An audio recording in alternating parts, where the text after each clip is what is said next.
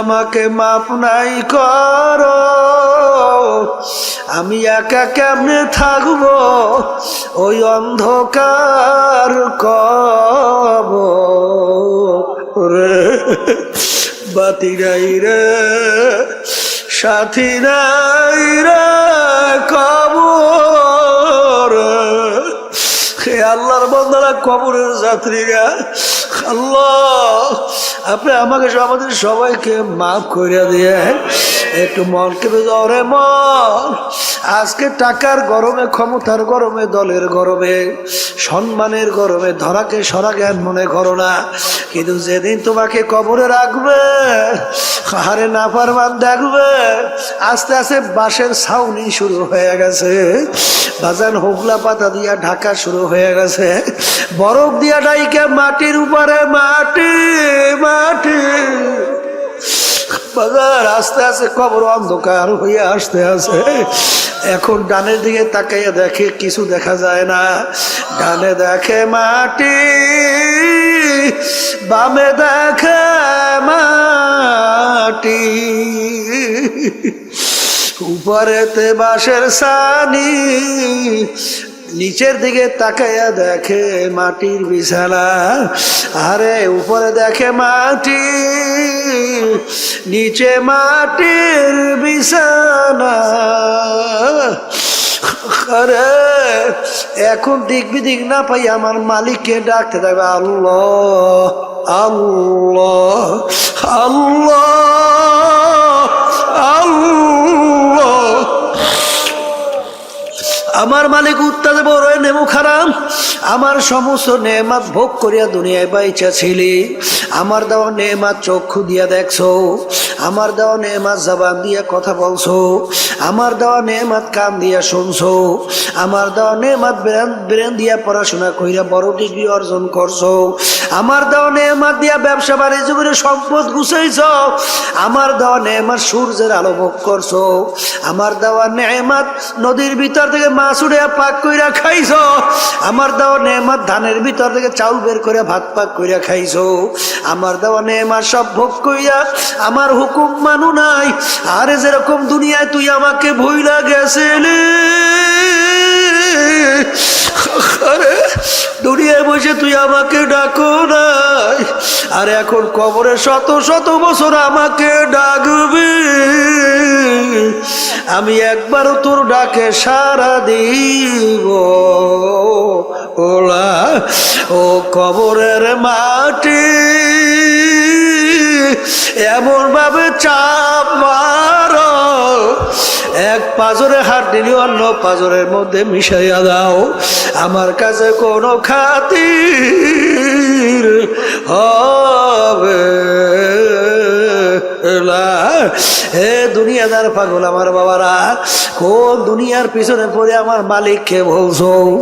আজকে দুনিয়ার সাধারণ আগুনের ভিতরে একটু আঙ্গুল ঢুকাইয়া দেখো, কয় মিনিট কয় সেকেন্ড ওই আগুনে আঙ্গুল রাখতে পারবো? 1 মিনিট আঙ্গুল রাখার শক্তি দুনিয়ার কোনো মানুষের নাই। এ মুসলমান যারা ঈমান আছো, বিশ্বাস করা লাগবে। আল্লাহ রাব্বুল আলামিন কুরআনুল কারীমের ভিতরে বলছেন, নারুল্লাহিল মুকাদাতুল্লাতী তাত্তালিউ আলাল আফইদা, জাহান্নামের আগুন এমন তেজের আগুন হবে, শরীরের যে কোনো জায়গায় লাগার সঙ্গে সঙ্গে ওই আগুন যাইয়া কলিজা পর্যন্ত পৌঁছা যাবে। আল্লাহ আপনি আমাকে আমাদের সবাইকে মাফ কইরা দিয়েন। এখন আমার বাজানদেরকে বলবো, এই কলব পরিষ্কার না কইরা যদি কেউ আল্লাহর দরবারে হাজিরা দেন, বেহেশতে যাইতে পারবে? তাহলে আল্লাহর কালাম মিথ্যা হইয়া যায় না? কি শুরু করলাম, হয় কি হয় না? এখন কলব পরিষ্কার করবেন কেমনে? কলবের রোগটা কি এইটা বোঝা লাগবে। এটা কি, এটা কি লাগবে? বাজার আপনার জ্বর হইয়া জিহ্বা নষ্ট হয়ে গেছে, যত ভালো খাদ্য আপনার সামনে নিয়ে আসা হোক না কেন, ওই খাদ্য কিন্তু আপনার কাছে ভালো লাগবে না। মুখের ভিতরে দেবে, বলবে কি খাদ্য নিয়ে আসছো? তিতা। কি এই আল্লাহর বান্দারা, পর্দা আলে মা বোনেরা, এটা কি খাদ্যের দোষ না তোমার জিহ্বার দোষ? যদি তুমি ঘাউরমি কইরা বলো আমার জিহ্বা ভালো আছে, খাদ্য নষ্ট হয়ে গেছে, তখন তোমার কপালটা পড়ছে, কপালটা। আর যখন সবাই বলতেছে এ আল্লাহর বান্দা খাদ্য কিন্তু ভালো আছে, রোগ হইয়া নষ্ট হয়ে গেছে, তুমি এখনো কেন বসে আছো? যাও, তাড়াতাড়ি যাও, হসপিটালে ভর্তি হও, ডাক্তারের পরামর্শ নাও, প্রেসক্রিপশন অনুযায়ী ঔষধ খাওয়া শুরু করো। কি জোরে বলেন, কথা ঠিক কিনা?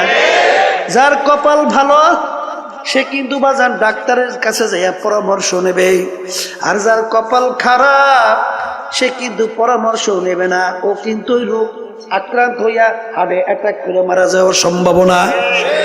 কথা ঠিক নেবে? ঠিক ঠিক বাজান, তোমার আমার কলম স্বচ্ছ ভালো আছে কিনা কিভাবে বুঝবা? এক শ্রেণী আমার বাজানরা যখন আজানের শব্দ শোনে তখন সেই আল্লাহর বান্দা বান্দি পাগল হইয়া যায়, কিভাবে তাড়াতাড়ি ওযু কইরা প্রস্তুত নিয়া মসজিদের ভিতরে দৌড়াইবে। জোরে বলেন, কথা ঠিক কিনা? যখন লাগে ফজরের সময় মুয়াজ্জিন মসজিদের ভিতরে আজান দেয়, আস-সালাতু খায়রুম মিনান নাওম, ঘুম হইতে নামাজ ভালো। ওই আল্লাহর বান্দা বান্দি বাজান দেখ এই ঠান্ডার মধ্যে ল্যাপ তোষক মুড়া দিয়া ঘুমায়, যখন শোনে আস-সালাতু খায়রুম মিনান নাওম, ঘুম হইতে নামাজ ভালো, সে কম্বল ফালাইয়া লাফ দিয়া উঠা ঠান্ডা পানিতে ওযু কইরা পাগলের মতো উঠা মসজিদের দিকে দৌড়ায়, যাই আল্লাহর সামনে আল্লাহু আকবার বইলা আল্লাহর সামনে দাঁড় হইয়া যায়। যখন কথা ঠিক না বে ঠিক?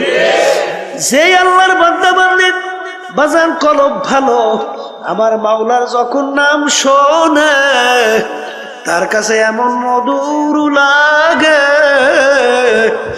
বাজান ইব্রাহিম নবী সালাতু ওয়াস সালাম একদিন খানা খাইতেছে, ফেরেশতারা বলতেছে রব্বুল আলামিন ইব্রাহিম আলাইহিস সালাতু ওয়াস সালাম নবুয়াতি পাইয়া বাদশাহী পাইয়া এত কিছু ক্ষমতাবান হইয়া তোমাকে মনে হয় ভুলে গেছে, তোমার মোহাব্বত কইমে গেছে, একটু পরীক্ষা করতে চাই।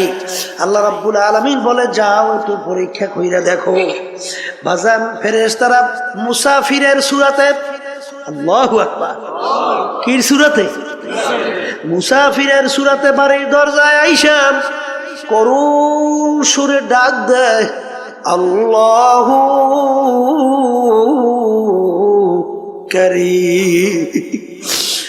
ইব্রাহিম আলাইহিস সালাতু ওয়াস সালাম খানা খায়, যখন তিনি শুনলেন আল্লাহু কারীম, বাজান পাগলের মতো হয়ে গেছে। আমার মাশুক মাওলার নাম কে উল্লেখ করলো, কে আমার মাশুক মাওলার নাম নিল।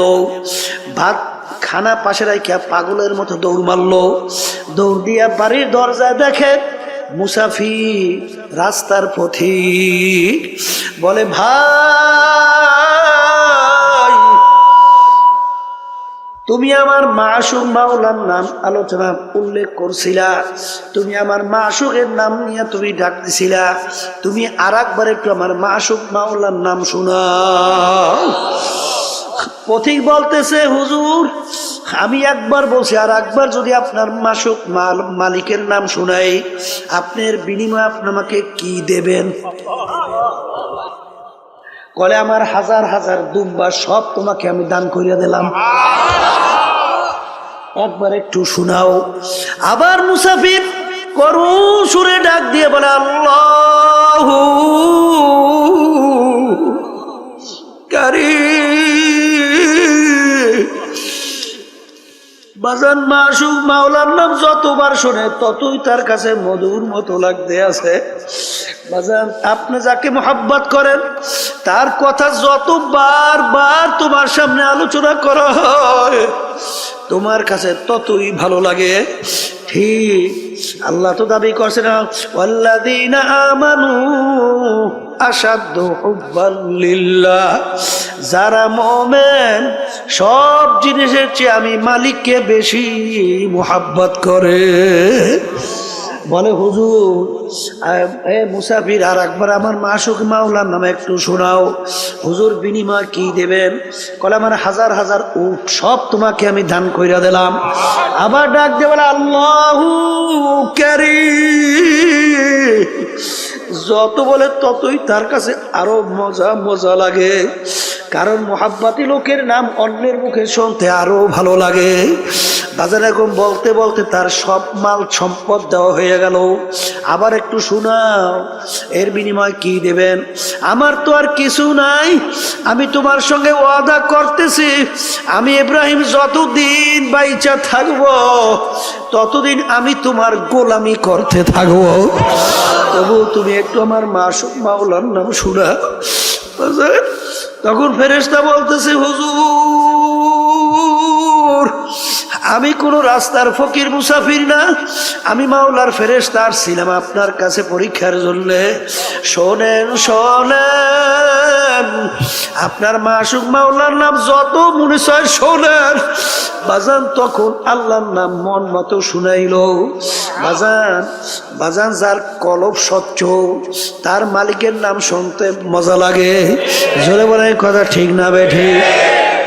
এ আল্লাহর বান্দারা, পর্দা আলে মা বোনেরা, তোমার কলব ভালো না মন্দ তুমি কেমনে বুঝবা? এক শ্রেণী মানুষ ওর কাছে ঢোল বাদ্য গানের আওয়াজ ভালো লাগে। আর একটু আসতে কন, এই আছে জোরে কন, আছে জোরে কন, আছে। তার কাছে আজানের শব্দ বিশ্বাস শব্দের মতো মনে হয়। জোরে বলেন কথা ঠিক না বে ঠিক? তার কাছে আল্লাহর নাম শুনলে বিরক্ত লাগে। তখন বুঝতে হবে বাজান এটা কিন্তু নামাজের দোষ না, আল্লাহর নামের দোষ না, আজানের দোষ না, তোমার কলবটা নষ্ট হয়ে গেছে। তোমার কলব কি হয়েছে? এটা মুখ খুলে বলেন, কলব কি হয়েছে? এখন এই কলব নষ্ট অবস্থায় তুমি যদি দুনিয়া থেকে বিদায় নিয়ে কবরে যাও, আমার মাওলার বেহেশতে যাওয়া যাবে? হ্যাঁ, বেহেশতে যাওয়া যাবে? আবার জোরে কাজ যাবে? এখন বাজান তোমার কাছে নামাজ ভালো লাগে না, আল্লাহর জিকির ভালো লাগে না, তোমার কাছে আজানের শব্দ ভালো লাগে না, এটা কিন্তু আজানের দোষ না, নামাজের দোষ না, এটা কিন্তু তোমার কলবের দোষ। এখন এই কলবের ভিতরে রোগ আইসা গেছে। এখন কলবের চিকিৎসা করা লাগবে কি লাগবে না? সবাই কোন নাই? কলবের চিকিৎসা লাগবে, লাগবে, লাগবে। এখন এই কলবের চিকিৎসার জন্য MBBS FRCS ডাক্তার তাদের কাছে যাইবেন না? হ্যাঁ, তারা কলবের চিকিৎসা করতে পারবে? এই কলবের চিকিৎসককে, কলবের চিকিৎসক হলো হক্কানি উলামায়ে কেরাম, হক্কানি পীর বুজুর্গেরা। কি কথা কয় না দেখি? এখন এই আল্লাহ খাস বান্দাদের কাছে, হক্কানি আলেমদের কাছে যাওয়ার পরে আপনার অবস্থা দেখার পরে বলবে বাজান তুমি এইটা করো, এইটা কইরো না। কথা কয় না? তুমি এইভাবে চলো, এইভাবে চইলো না। যারা আল্লাহর খাস বান্দাদের হুকুম ঠিক মতো মানতে পারবে, আল্লাহ রাসূল সাল্লাল্লাহু আলাইহি ওয়াসাল্লাম একদিন বসা এক সাহাবী এসে বলতেছেন, ইয়া রাসূলুল্লাহ, ইয়া হাবিবাল্লাহ, আপনি আমাকে কিছু আমলের কথা আপনি বইলা দেন, যেই আমল করার মাধ্যমে আমি নাজাত পাইয়া জান্নাতে যাইতে পারবো। তাহলে বোঝা গেল সাহাবীর আগেই সে ইমানদার ছিল, ইমান আনছিল। কথা ঠিক? আল্লাহ রাসূল সাল্লাল্লাহু আলাইহি ওয়াসাল্লাম তাকে নামাজ সহ বিভিন্ন আমলের কথা বাতাইলেন। সাহাবী বলতেছেন, ইয়া রাসূলুল্লাহ, ইয়া হাবিবাল্লাহ, আপনি সাক্ষী থাকেন, আপনি যেইভাবে আমাকে বলছেন আমি হুবহু এইভাবেই পালন করব, একটু বাড়াবো না, একটু কমাবো না। যখন এই কথা বললে আল্লাহর বান্দারা না করলো, আল্লাহ রাসূল সাহাবায়ে কিরামদেরকে বললেন, তোমরা যদি বেহেশতি লোক দেখতে চাও তাকে ইঙ্গিত করিয়া বললেন তাকে দেইখা না। আল আমরু ফাওকাল আদাব, আদবের ভিতরে সবচেয়ে বড় আদব হলো কথা মানা। আদবের ভিতরে সবচেয়ে বড় আদব কি? হ্যাঁ, আর বেয়াদব মাহরুমে গাশত আজ আজরাব, আর যে নাকি বেয়াদব হয়, কথা মানে না, আল্লাহর রহমত থেকে বঞ্চিত হয়। কথা ঠিক? এখন আবার কথা কইয়েন এক শ্রেণী কিন্তু বর্তমানে ফতুয়া দেয় না, আমরা দেবো কি? এখন তারিখ কেমন আরো ফতুয়া দেওয়া শুরু করছে। নামাজ নাই, রোজা নাই, হারাই ঘেরাইয়ে মতে তারাও এখন ফতুয়া দেয়। কি আমি ভুল বলছি? হ্যাঁ, ঠিক মতো আলিফ উচ্চারণ করতে পারে না, ঠিক মতো সূরা ফাতিহাটা সহিভাবে তেলাওয়াত করতে পারে না, এরাও এখন ফতুয়া দেওয়া শুরু করছে। আছে না নাই? কে আপনারা বাংলাদেশে আধুনিক যুগে বুঝি টের পান না? ট্রাক্টর পান না? কি ট্রাক্টর পান না গেছে? পাইছেন না? হ্যাঁ, এখন ফতুয়া দেওয়া শুরু করছে। ফতুয়া মানে মতামত, মতামত দেবে কোরআন এবং হাদিসের সঙ্গে না মিললে মেলা লাগবে না, না তোমার নিজের মতামত। হ্যাঁ, ফতোয়া মানে রায় প্রদান করা। আপনি রায় দেবেন কোরআন এবং হাদিসের বাইরে না কোরআন এবং হাদিস অনুযায়ী? হ্যাঁ, মেলা লাগবে না? না লাগবে না? বর্তমানে একদল বাইরে এসে ফতোয়া দেয়। আল্লাহ মাফ করেন, আল্লাহ আপনি মাফ করে দেন। আল্লাহুম্মা আমিন। এই জন্য আমার বাজানদেরকে বলবো, বাজান আমাদের এই তরিকার নাম হলো সিস্তিয়া সাবিরিয়া তরিকা। এই তরিকার 5টা ঔষধ আছে। আমার আব্বাজান দাদাজান বাজান চ্যালেঞ্জ করে বলতেন, বাজান তোমাদের সঙ্গে কোনো ঝগড়া নাই, মারামারি নাই, কাটাকাটি নাই, তোমরা কিছুদিন ঠিক মতো ঔষধ পালন করে দেখো, দেখবা তোমার আমার আগে নামাজ ভালো লাগতো না, এখন আজান দিলে আল্লাহর ফজল করবে, নামাজ পড়ার জন্য পাগল হইয়া যায়। আগে রোজা ভালো লাগতো না, এখন জীবন গেলেও রোজা ছাড়তে পারে না। আগে মিথ্যা কথায় অভ্যস্ত, এখন আল্লাহর ফজলে জীবন গেলেও মিথ্যা কথা বের হয় না।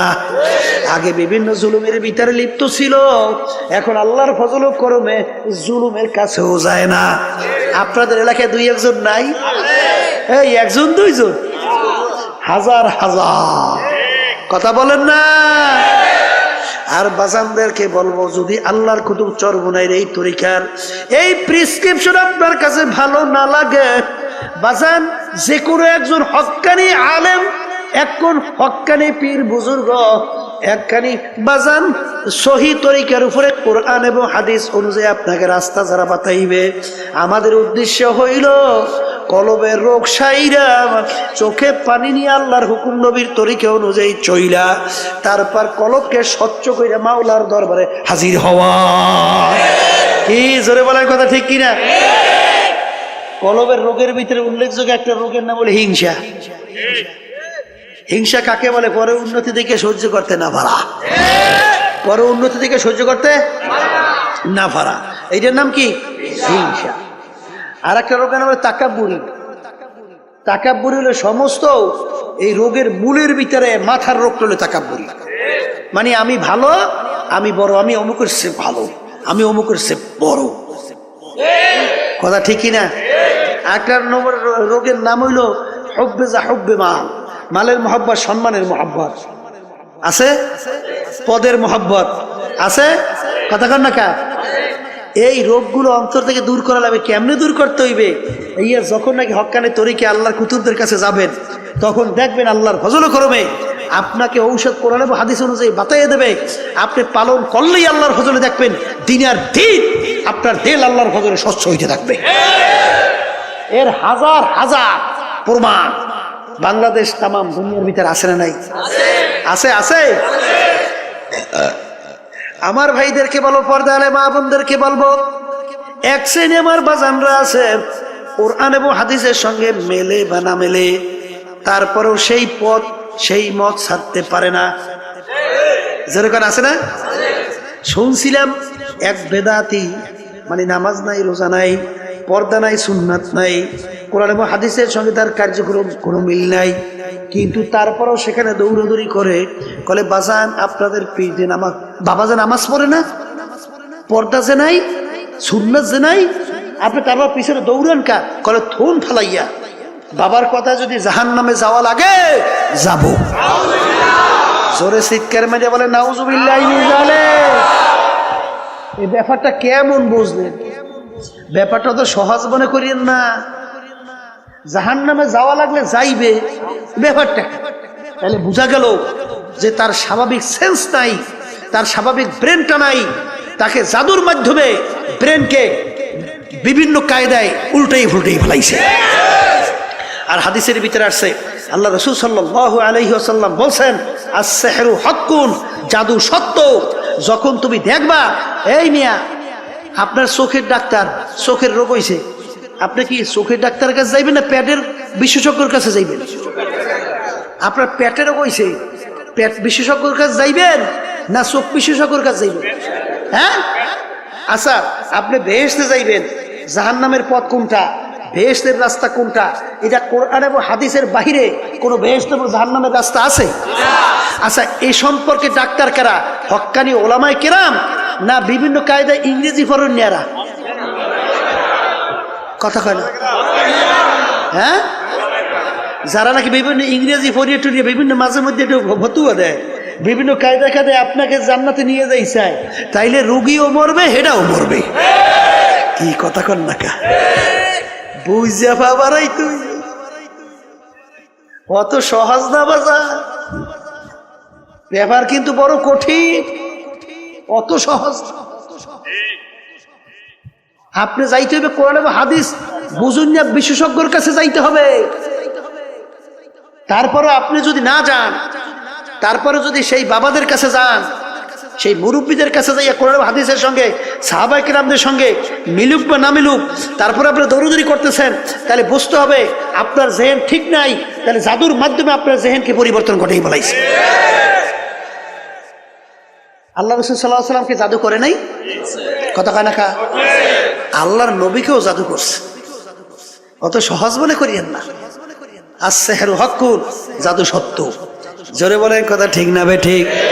এই জন্য আমার ভাইদেরকে বলবো, পর্দা আলে মা বোনদেরকে বলবো, বাজান কোনো দলাদলি বুঝি না।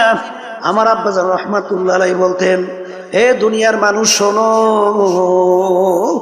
আমি ফজলুল করিম দুনিয়া থেকে বিদায় নিয়া কবরে যাওয়ার পরে ফুলের মালা একটার পর একটা গাইথা তোমরা যদি আমার কবরকে ভইরা রাখো, আর আমার মাওলা যদি আমাকে কবরে মাপ না করে, ওই ফুলের মালা আমার কিছু আসে যায় না। আর তোমরা যদি জুতার মালা একটার পর একটা গাইথা আমার কবর যদি তোমরা আমাকে ভইরা রাখো, আর আমার মাওলা যদি আমাকে কবরে মাপ কইরা দেয়, ওই জুতার মালা আমার কিছু আসে যায় না। এই জন্য আমার বাজানদেরকে বলবো, পর্দা আলে মা বোনদেরকে বলবো, আমার আব্বাজান বলতেন, আমি দল দিয়া কি করব, আমি টাকা দিয়া কি করব, আমি সম্পদ দিয়া কি করব, আমি বিভিন্ন অমুক টমুক সমুক দিয়া কি করব, আমি পীরগির দিয়া কি করব, কারণ কবরের প্রশ্নের উত্তর আমার দেয়া লাগবে, আমার কবরের প্রশ্নের উত্তর আমার দেওয়া লাগবে। খোদা না খাস্তা কবরে যদি প্রশ্নের উত্তর আমি ঠিক মতো দিতে না পারি, আল্লাহর হাবিব বলছেন, আল কবরু রাউযাতুম মিন রিয়াজিল জান্নাহ আও হুফরাতুম মিন হুফারিন নার। এ আমার উম্মতরা, কবর দেখো, এই কবর কিন্তু আসল কবর না, কোন কোন আল্লাহর বান্দা বান্দির কবর একটা বেহেশতের বাগান হইয়া যাবে। আল্লাহ আপনি আমার জন্য, আমাদের সবার জন্য কবুল করে নিয়েন। আল্লাহর হাবিব বলছেন, ও আমার উম্মতেরা, কোন কোন নাফরমানের কবরের মধ্যে জাহান্নামের আগুন এসে ভইরা যাবে। আল্লাহ আপনি আমাকে সহ আমাদের সবাইকে মাফ কইরা দিয়ে, আল্লাহ আপনি আমাকে সহ আমাদের সবাইকে মাফ কইরা দিয়ে।